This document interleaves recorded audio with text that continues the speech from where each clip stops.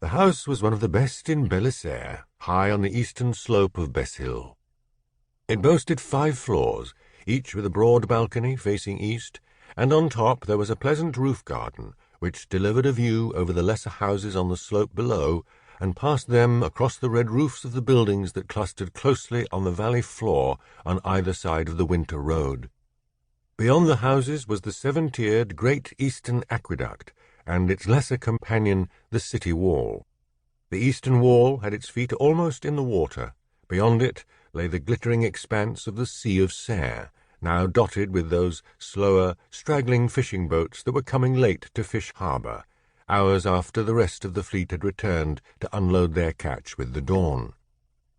Clariel stood at the intricately carved marble railing on the edge of the roof garden, with the sun on her face and the cool sea breeze ruffling her shorn-at-the-neck jet-black hair, and wondered why she couldn't like the view, the house, or indeed the whole city of Bellisaire.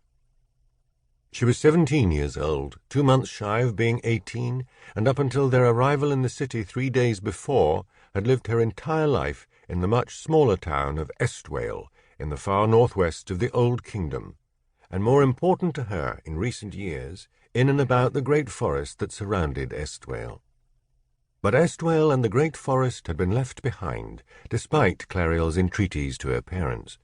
She'd asked to remain, to become a borderer, one of the wardens who patrolled the forests and woods of the kingdom.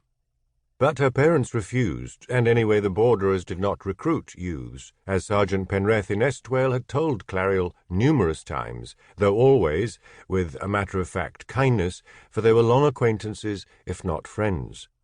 Nor would her parents accept any of her various other reasons for being allowed to stay behind. Typically, Clariel's mother, Jacille, had simply ignored her daughter's request, refusing to even discuss the matter. Jacille's mind was rarely focused on her family. A goldsmith of rare talent, all her attention was typically on whatever beautiful gold or silver object she was currently making, or on the one that was taking shape in her head. Harven, Clariel's father and manager of all practical matters in their family life, had patiently explained to his daughter that besides being too young to join the borderers, it was very likely that in a year she would not want to anyway. He had then added insult to injury by telling Clariel the move to Bellisaire was as much for her benefit as it was for her mother, who had been accorded the honour of being invited to join the High Guild of Goldsmiths in the capital. There would be many more opportunities for her in Bellisaire, Clariel had been told repeatedly. She could be apprenticed herself straight into a high guild or one of the great companies.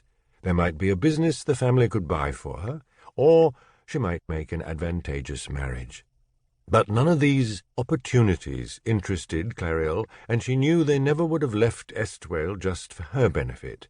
Any advantage she might receive would be entirely incidental to her mother's desire for a much larger workshop, a greater variety of better metals, gems, and other materials to work with, and an increased labour force, doubtlessly including at least 6 more pimply apprentices who would try to look down the front of Clariel's dress at dinner. A meaningful cough behind her made Clariel turn around. Her father smiled at her, the weak smile that she knew was a harbinger of bad news. It had made frequent appearances in the last few months, the smile. When people first met Harven, they would think him strong until his mouth turned up. He had a weak, giving-in smile. He was a goldsmith too, but was not particularly gifted in the actual craft. He was much better at managing the business of his wife's work. "Have you come to tell me that by some stroke of good fortune I am to be allowed to go home?" asked Clariel. "This is our home now," said Harven. "It doesn't feel like it," said Clariel. She looked over the railing again, across all the white stone buildings with their red-tiled roofs, and then back again at the ornamental shrubs in the terracotta boxes that made up their own roof garden, shrubs with pale bark and small, weak-looking yellow leaves. "There is nothing green here.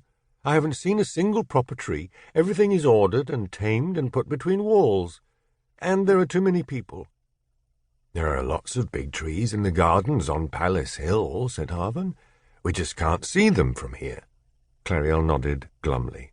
A few trees, too distant to be seen, across miles and miles of houses and workshops and other buildings, and thousands of people, rather proved her point, she thought.